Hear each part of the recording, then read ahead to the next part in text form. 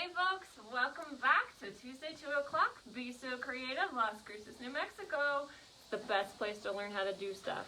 As long as the stuff that you want to do involves fabric. If you want hot metal work, you gotta go somewhere else. Anyway, today we're gonna talk about bags. Check it out. We got drawstring bags and we got zipper bags. And we even have bags that stand up all by themselves and hold nice wine bottles for gifts that you can leave on the porch and walk away and not even get close to your neighbors who you're very close to. Huh. But what do all of these guys have in common? They have boxed corners.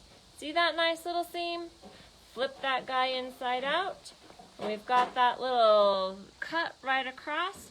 That is what lets this bag stand up. Without that cut, it's just a flat little thing that lays right down. By the way, this one is what's inside your bag. Wouldn't it be a really fun one to use as wrapping for some little gift that you wanted to tantalize some young person with, to say, you can't have it yet, ha ha.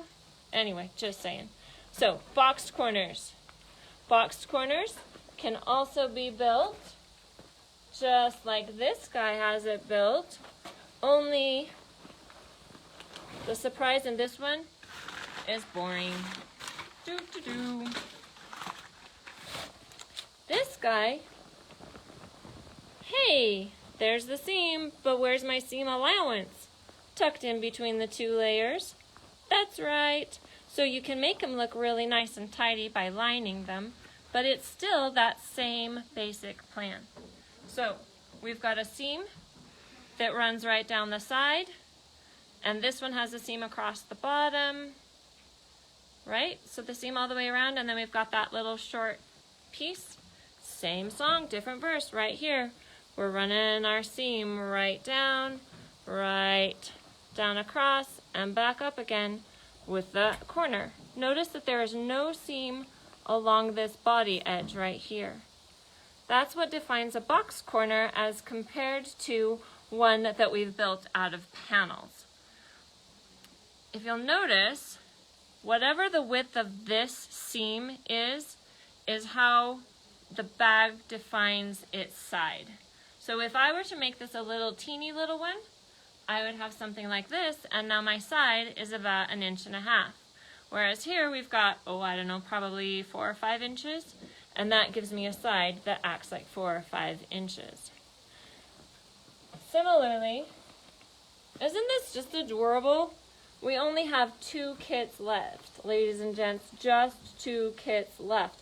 With this really cool paper, Craftex paper, which gives this one a great body. But again, we have just the one seam. We've got the seam that comes down the side, no seam on the bottom, a seam on this side, and we've got our edges. This one's got good body, so it's not wanting to turn around very well. And yeah, it really doesn't want to. So you guys, just poke your head inside, okay? And see, can you get in there? Ooh. There it is. Okay, so you've got the seam down along that back corner, and it's lined, so it's a clean, beautiful thing. But you see this lovely, lovely body, this bag that stands up all by itself? Imagine all the gingerbread you could put in there if you didn't want to fill it full of a wine bottle, or rolls of more Craftex paper, because that's fun. Okay, boxed corner. We're going to take just a moment and look at why you might box a corner. Let's clear. Ready, show.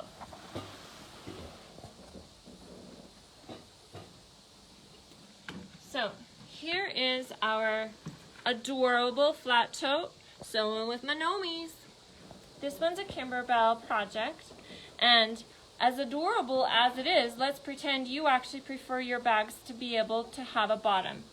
So right now I could fill things up and it'll sort of do that, but see how I lift it and the bag wants to corner?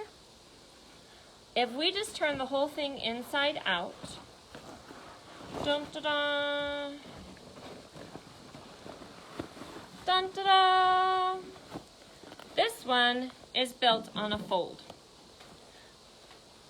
So the first thing I like to do when I'm boxing a corner is mark where that fold is with something I can feel. So I give myself a little pin, and then I'm going to rotate it so now I can feel the pin and I can feel the seam, and now I decide how thick of a bottom, how wide of a side do I want. So on this side, we're gonna do like this giant chunky corner, like this. And pins are going to be my fake stitches for a minute.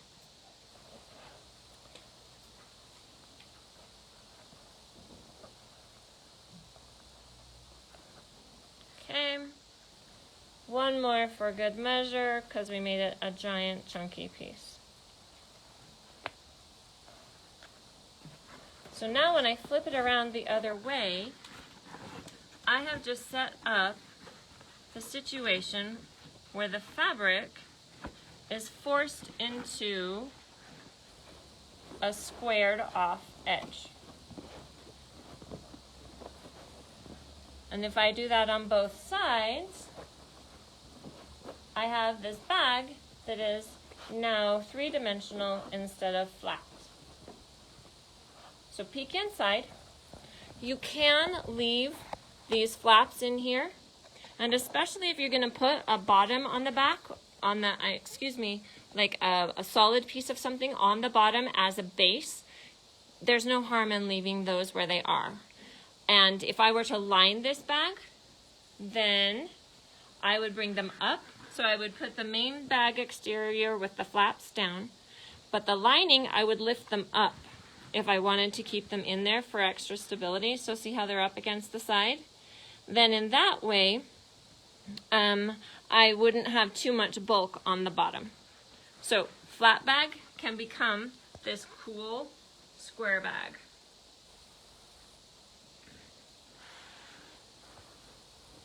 And all with that one extra little seam.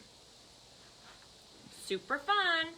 By the way, we've got the Kimberbell blanks. So if you wanted to decorate this adorable tote all by yourself, these are already built with the side open, so that you just have to lay them on your sewing machine, or your embroidery machine, and off you go. You can have nomies or watermelons or whatever makes you happy. We're going to take a quick detour and visit the Cheshire Cat bag. Oh yeah, what's inside? You don't know, and it might disappear anytime now. That's using this lined drawstring bag, and we have a limited time offer. Right now, this bag, one kit with the little dangles and the smiley, is ready for purchase, but you have to do it quick. Send a Facebook message, and actually I don't know how we're buying it. Sharon, do we know? We don't know. So you'll have to call me. I'll only be here until 6 o'clock. Where am I? I'll be here until 4 o'clock. You can call me. And the first person who talks to me after I'm done teaching, don't call me while I'm teaching. Then we'll set it up for you. And it's going to come with all your fun little dangles. And the pattern with my special handwritten instructions. Oh yes, to add the smile. But if you're like, lady, I already got the pattern, I just want the kit, then you let us know. We will have 2 of those. Very limited edition. Okay. Why are we spending all that time with box bags? Because of this amazing bag.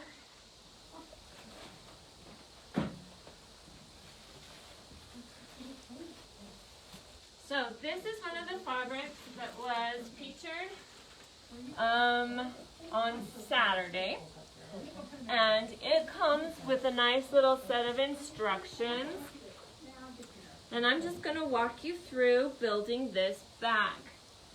Step number 1 involves my old friend the iron. See how shiny it is? It's still looking good. Woo! Okay. We use the shape Flex, And I don't know if you can really tell on the camera, but I have already interfaced where the straps are. But I assumed that you guys wanted to see me walk through the whole thing, so I haven't cut it out yet. But the difference between an interfacing that goes on nicely and an interfacing that you want to say bad words at is following the manufacturer's directions, which in this case includes a pressing cloth and a damp one at that. So get your pressing cloth nice and damp. Do you hear that? Can you? You hear that really long spray? This cool sort of spray bottle actually has a bladder inside. I don't know if you can see. Sorta. And what that means is instead of going squirt, squirt, squirt, it gives me a long mist. And we have it here at the store in this sort of shape that can clip right onto your ironing board, so it can be available to you anytime. They're fun. I love these things. I only met them last year, and now I love these things. So with my damp press cloth and my fabric,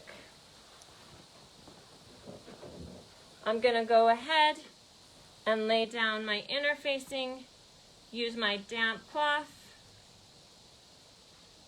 and press. Holding and pressing, lift and press. And if this was for real, the iron's cold right now. If this was for real, we'd count to 15 seconds. You'll have to trust me that I can count. Moral of the story is, if your interfacing says that you need to use a damp press cloth, there's a reason for it. And I've wrecked plenty of garments not following the manufacturer's instructions, so really follow the instructions. Then it will make you go, yay, instead of, I hate this. Okay? All right.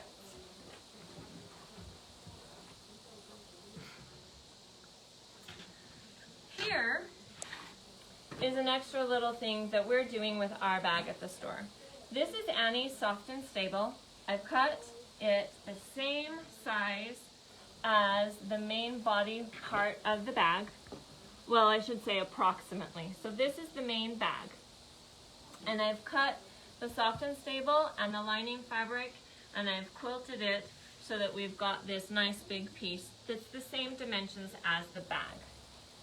The reason I chose to do the Soft and Stable is it will help the bag lift up all by itself, so it has a good firm body, which is just a thing I like in my bags. If you like the softer, floppier bag, you certainly don't have to line it. And if you like just the rough and ready to go, you don't have to line it at all. The instructions on the fabric itself is written up assuming no lining. So it's something extra you're going to get here today on how to handle your lining. So we're going to set this aside for a moment and come back to right here. When looking at any fabric, but especially heavier weight fabric, this bag is a little heavier than our quilting cotton. It's easy to, you can see, let's see, I need something, well, I don't know if you can sight that there's a little bit of a wobble in the bag, in the print, and that has to do with how the weave gets skewed as it's being rolled and as it's being handled. So taking some time to kind of pull on the diagonal to get those lines lined up, if that's a thing that's going to trouble you, is a great idea. In this case, I found that the bag itself was sighting pretty even, and it just was an issue with the straps, and I felt like I could navigate that unevenness in the straps pretty easily. So once you get home and you've got your version of the bag, we're going to go ahead and cut it. And I'm just going to cut it right there along the printed edge so that I don't risk having anything peek into my bag Oh, see, here's a place where it's veering off. Just pull it so that it lines up. In quilting, that's not a great option. In bag making, yay, do it. Okay. Then we're gonna flip this baby around. And we're gonna do it again. Lying my ruler right against the printed edge.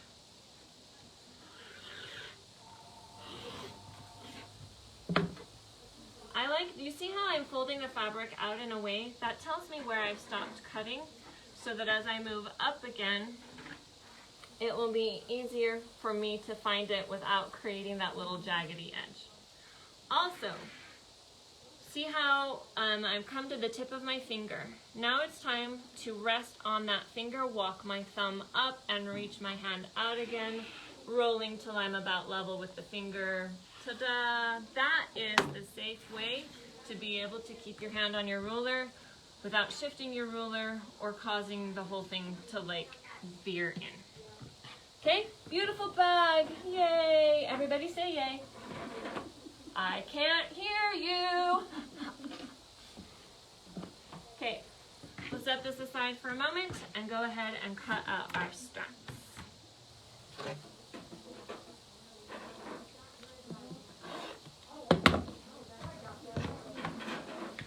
Remember, I've already put interfacing on this, which is not 100% necessary, but oh so nice.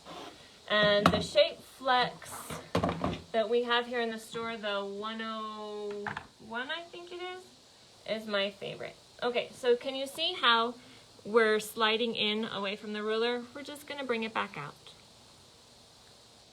And put a little pressure on it, so that it stays right where I want it. And over here, we're a little too far, so I'm just gonna use my finger to kind of encourage it back under. To my finger, walk, to my finger, walk, off the edge. There we go.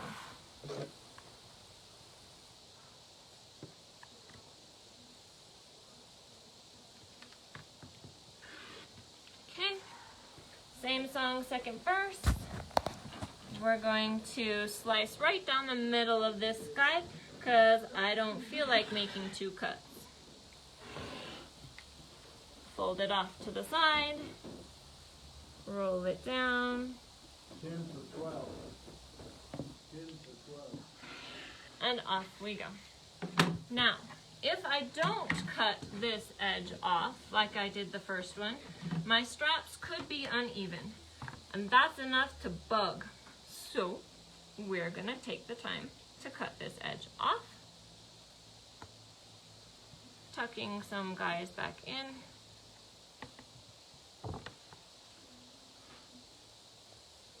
Okay,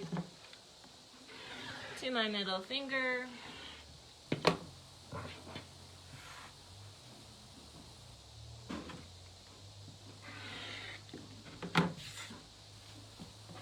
And finally, we have this cute little pocket with a place for you to write the name of the person to whom this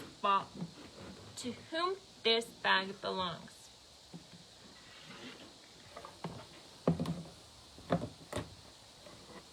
You could embroider it. I think you should. I think if you got an embroidery machine and you have this cute bag, you should take a minute and you should embroider that. And it would be adorable or very manly, whatever you needed it to be. Okay, all cut out. Straps 1 and 2. And our bag. So, we're gonna take a second and look at our instructions. Fold our bag in half, right sides together, stitch along the sides at 1/2 inch. Oh, we have to back up.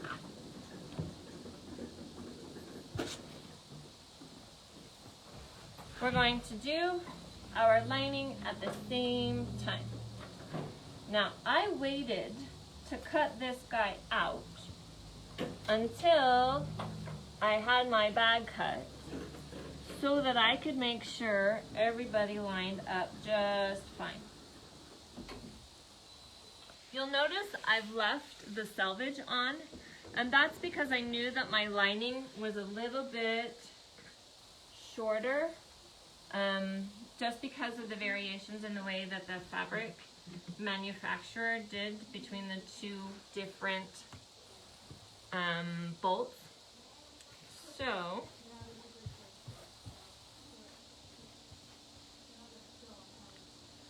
I'm gonna even everything up at the top in a moment.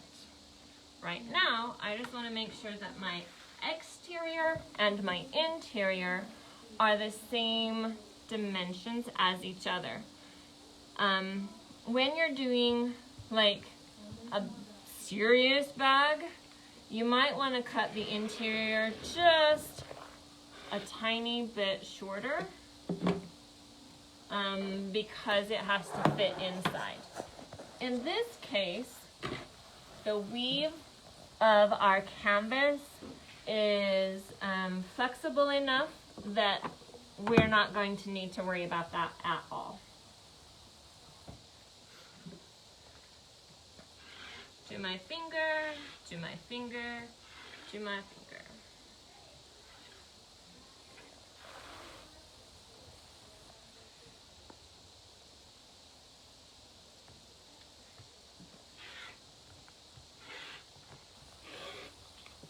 Okay, yay!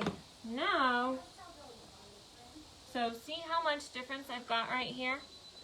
If you're lining your bag and if this is gonna be your adventure, all I'm gonna do is just shorten the exterior fabric to match the interior, which I'll show you as we go along. For now, we're gonna fold right sides together, and we're gonna sew our sides. So I like to put my pins out sticking like this because I think it's easier. It makes me think of in the old days when the railroad would pick up the mail and the big hook came off the train and you just stuck the hook out and grabbed the mail and then the pole went swinging around. Can you hear the old-timey Western music playing? That's why I do that, because it's easier for me to manage it that way. Now for this guy, I should have grabbed the clover strips, but I forgot, so I'm going to show you an alternative trick. When you're too lazy to go get your clover strips, pin partway into the foam and partway into the foam on top. So you're not actually going all the way into either edge.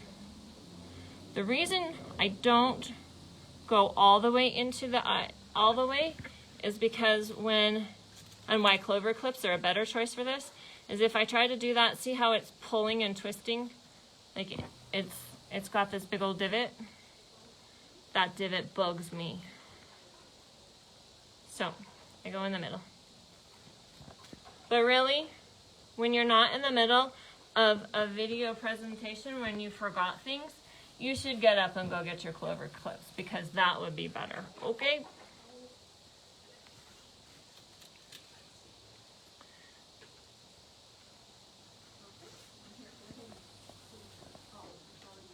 The other thing you should do is you should put a walking foot on your sewing machine when you're working with a soft and stable. Today, however, I have my friend the Burnett. We met yesterday. No, Saturday. Anyway, and so we're just gonna see how it does with no walking foot. It's not a fair competition, you guys. It's not fair at all, but let's see how it does. Come on. Haha.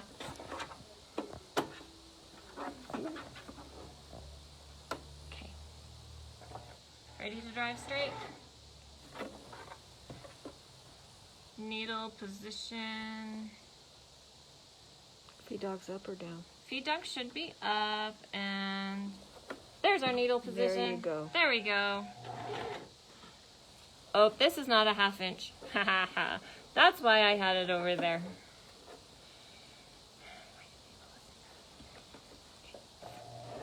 we go. So that's gonna be our 1/2 inch.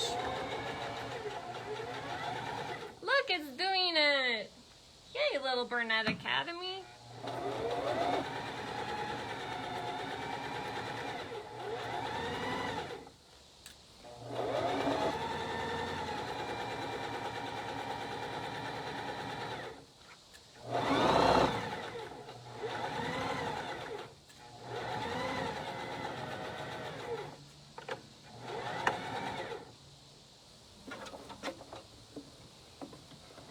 Okay, get it out of there. Flip this guy. No. Did you see what I almost did? I almost pushed everything the opposite direction, making my whole bag skewed and being frustrated later on because I threw the whole thing out of square. Don't do that to yourselves. If you started at the top of the bag, then start at the top of the bag on the next side.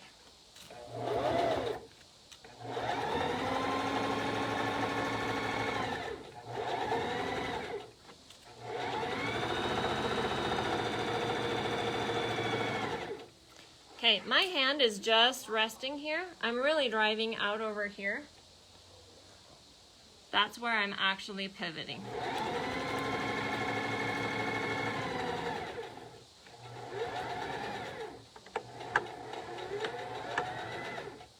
Okay, now we're gonna pick up our canvas and we're gonna run things at the same seam allowance. We're gonna give ourselves a nice little top stitch.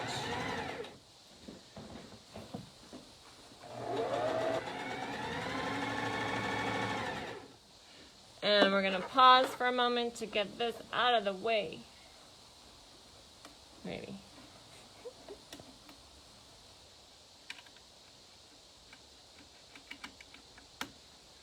Okay, set it aside.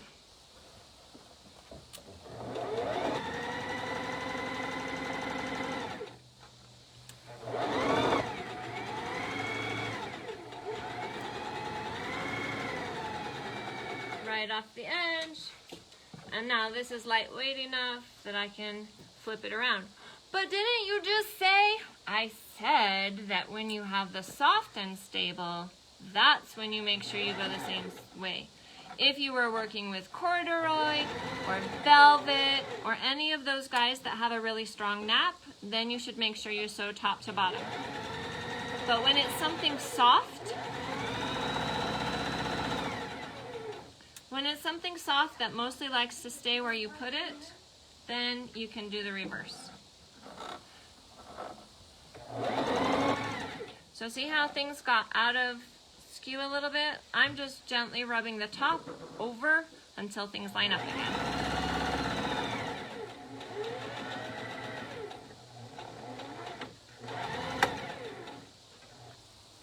All right.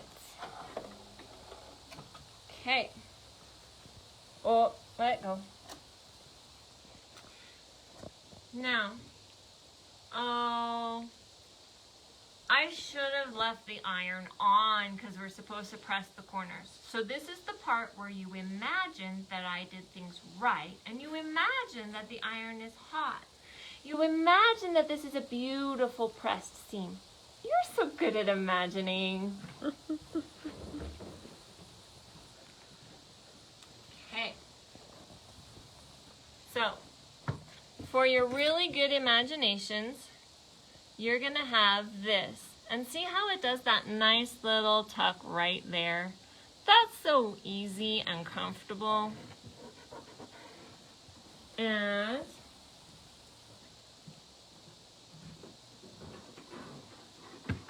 we're going to encourage it to stay here with pins for a minute, just so I can show you what we need to do. So on this side, there's a crease that runs right there that shows me where the middle is. And remember I told you that I liked to put something there so I could feel it.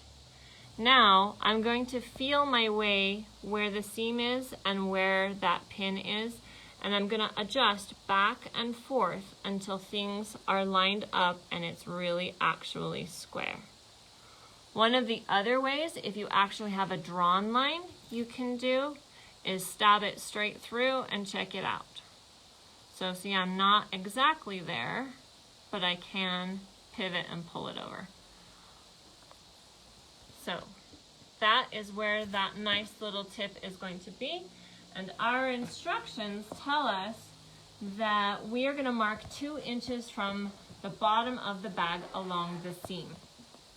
What that means is I'm going to measure 2 inches. The point of my bag is going to be right in here. The point of my bag is going to be right in here. Is it focusing or? Okay. And I'm going to be 2 inches up. So laying that nice little piece down, which is so good that I ironed that. So see, right there. And now I've got 2 inches along the seam. And this is exactly where I want to stitch, according to their directions. What do you mean according to their directions? Well, what I mean is if you want a fatter bottom bag, all you have to do is keep sliding that line up. You could even bring it all the way up here and have this be as heavy a base as you want. Because right now, this is going to have about a 4-inch bottom, which is great if that's what you're looking for. But if you want something more, all you have to do is slide up along the, however far you want to go. So for now, I'm going to use these pins as my markers, and that's going to be the 2 inches as prescribed. I'm going to flip this guy around, and again, here's my fold. I want to be able to feel my fold, so I'm going to lay a pin, and I've just pinned right through the fold. I haven't caught any of the fabric.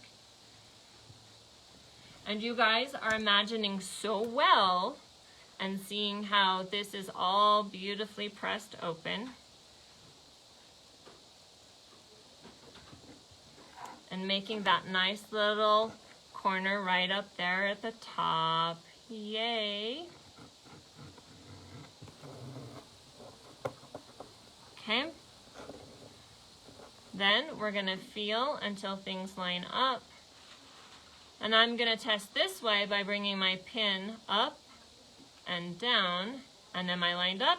I sure am. 2 inches down to match the other side, which lets me put my intersection of 2 inches along the seam right there. I also do a quick double check. I know that 45-degree angles should go from corner to corner, so I'm looking, am I landing at a corner edge? I'm good. Am I landing at a corner edge? I'm good. If either one of those edges do not land at the quarter, then you're off. And I just realized there's another way you can look at this. Using the mat as a reference, if I put my point right here and I count my 2 inches down, then I know that my pin needs to go here and here. Okay? So, same song, second verse.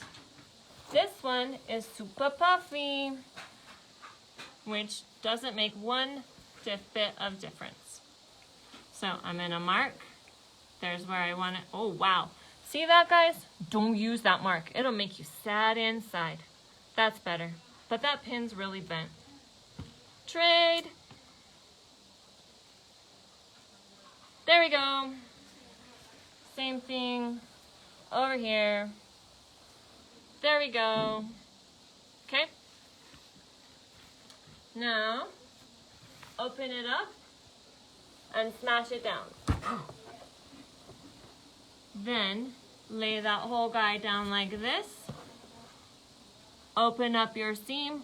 Oh no! Guess who wasn't paying good enough attention and is going to hang out with her good friend the seam ripper? Me! That's who. We're going to keep going for your sakes, but just know I'm coming back to fix that. So, feeling where my pin is, feeling where my seam is, rolling things along. This time we'll just go ahead and use the mat. So, there's my line, 1 inch, 2nd inch is gonna land right there. And I'm gonna pin this down. Now what if you guys, the only reason I'm using these pins instead of like actually marking it is because the marker is not here with me. You guys could draw a line across and that would be really lovely. So again, with the batting, put your hand in it so that the bag is sort of standing up. Smash it down. And I'm feeling on the inside where my pin is, and I'm laying things around, and I will be unpicking both corners because I'm like that. Okay, so remember, you could just draw a line. You can use the water soluble, you can use the friction pens, you can use a pencil. I would not use a Crayola marker because it could bleed all over your bag. But however you get your markers in. Let's go to the sewing machine.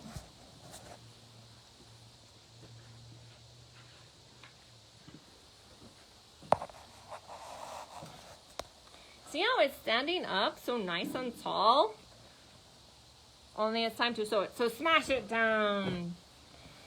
Okay, we're going to put ourselves right in the middle. And now my line that is drawn with pins is where I'm gonna stitch. If you are stitching at home, you're gonna stitch along your drawn line. And we're just gonna go right straight across.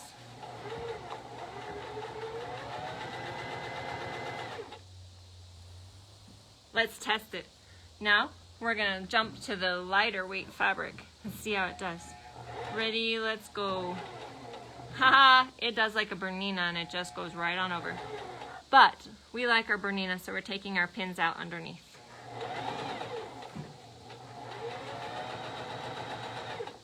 Okay. We don't have scissors, do we? No, we should have. Okay. Bag is standing upright. Smash it down.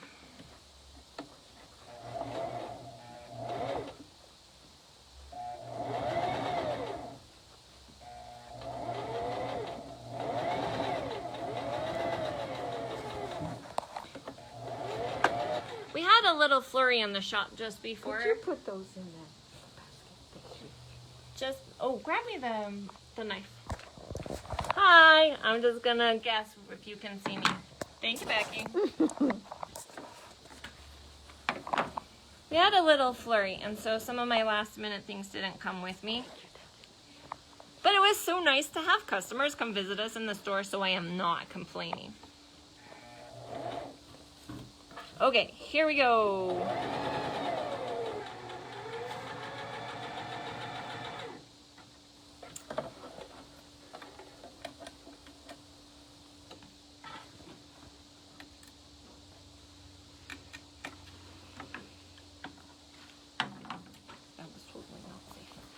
Did you guys see that? That was totally not safe. Don't do it that way. And if you don't know what I was talking about, that's okay. All right. So coming back over here, now that we have everything nice and stitched, the bag is trying to be a bag already. Smash it down. Lay your ruler on there. Cut it down to a quarter. Oh, I have to. You have to rip. I have to rip. Maybe I don't, you guys. Maybe I'm going to cut that part off. Okay, we're going to see. Okay. Oh, we might be all right. Let's see on this side. Okay.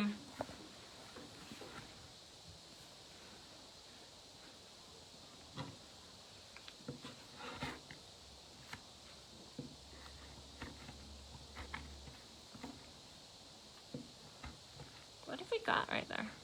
Thickness. This is what we got. Don't do that to your blades. Man, I'll be buying Marsha a new blade here at the store because once you've driven over a pin with your rotary blade, you gotta stop. You just gotta go ahead and get a new one. Otherwise, you are gonna be sad like this.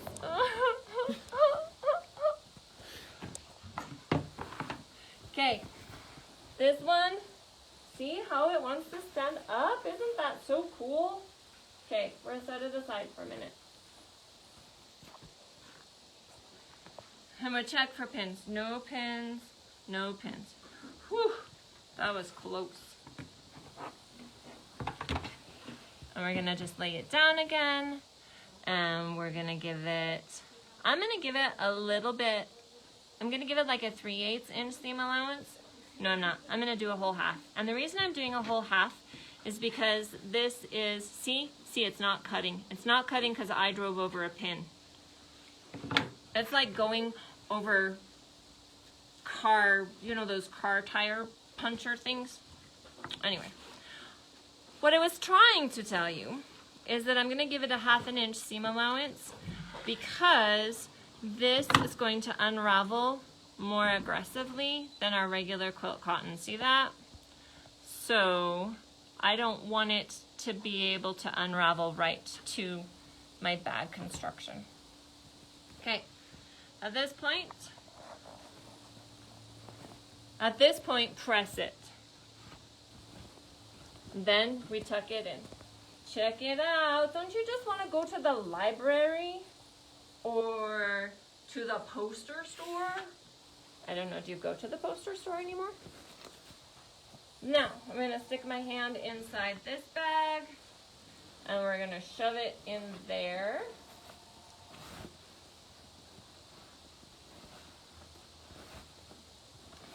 And we're going to line up our corners. This is sort of like just putting the fitted sheet on the bed. And it's kind of doing this lumpy thing, so I'm going to make sure that all the seam allowances of my canvas are pushing up. And I'm going to reach my hand between the layers and push the soft and stable. I'm changing my mind. Soft and stable is going up.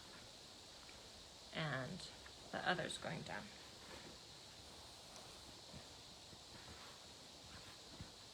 There, that's smoother. Flip it over.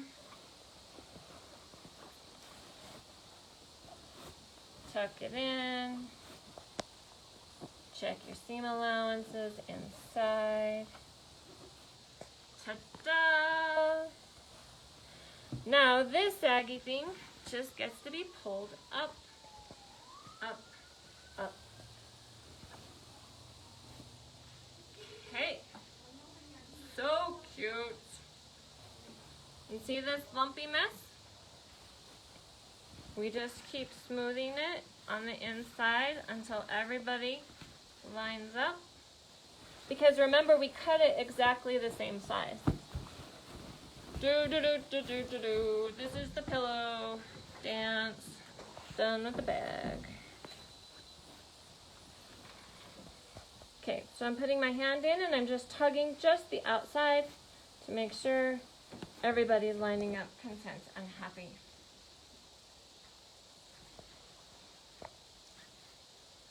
Okay, cool, cool.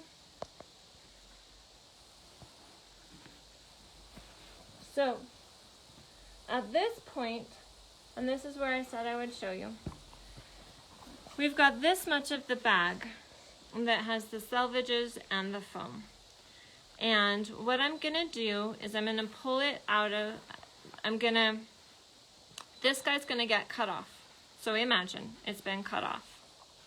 Now, Marcia really, really loves the selvage edge, and this bag is gonna end up residing with her. So I'm gonna leave the selvage edge and I'm just gonna top stitch right there. But let's pretend you don't like the selvage edge, in which case you're going to cut it off and then roll this part under, lay it over, and top stitch right along there. So if you like the selvage, leave it there and let it tell you where this cool fabric came from and remind you when you bought it, which is exactly why Marcia loves her selvages. Or go ahead and tuck it on, cut it off, tuck it under, and top stitch right like that. If, oh, we forgot the pocket. Before you sew these guys together, stick your pocket on, unless you want it to go on the outside. And then you can like just stick it on. But that is so beautiful fabric, I don't think you want it on the outside. So stick it on the inside. There it is. And all you need to do to prepare that one is fold your edges under and press all the way around. Ta-da! And then you'll lay it onto the bag and top stitch those folded edges. And yours will be beautifully pressed because your iron will be hot, because you will be thinking about what you're doing. And you will be being in the moment, having taken a deep breath. Okay? For your straps. The straps are going to come in, what does it tell us? 1/4 of an inch, and in 1/4 of an inch, and then they're going to get folded right over on top of each other, and you're going to top stitch. If you just top stitch on one side, it does this weird curling thing. So you're going to top stitch on the side that actually closes, and then you're going to top stitch a second time on the opposite side, and then the strap will lay straight. Then you get to do some fun things about deciding how you want your straps to fit. Because if you go this way, then the bag will pick up like a pretty normal bag. Most bags are going this way with it, and the straps can flop out of your way.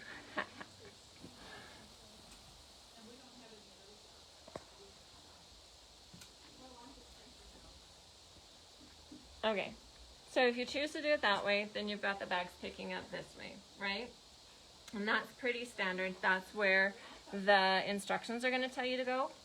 But you can also bring your bag around this way. And in so doing, that's going to kind of emphasize this boxed edge. And if you decide to do that, then I would line these up right along the edge of here. But like I said, the standard is to put your straps this way. Are there questions? Let's see. Nothing yet. Just the giveaway. Okay, But I don't know what it is. But we have a giveaway. we have a giveaway. Oh, it's fat quarters. 3 fat quarter fat bundles. quarters, woo! Okay, we've got bundles with stripes and plaid and orange and so cool. And we're gonna give that to Brenda Van Dyke. Yay, Brenda! Thank you for watching and for joining us. And we've got the mosaic fabrics, and that one is gonna go to Vicki Grobeck. Is that right? Yep, Vicki Grobeck. And the last one, black and white. And if you covet any of this fabric, you should come see us and we'll cut you some of your very own. The last one is going to go to Lynn Martinez. So we need your contact information, ladies. Thank you so much for watching. Let us know if there are questions.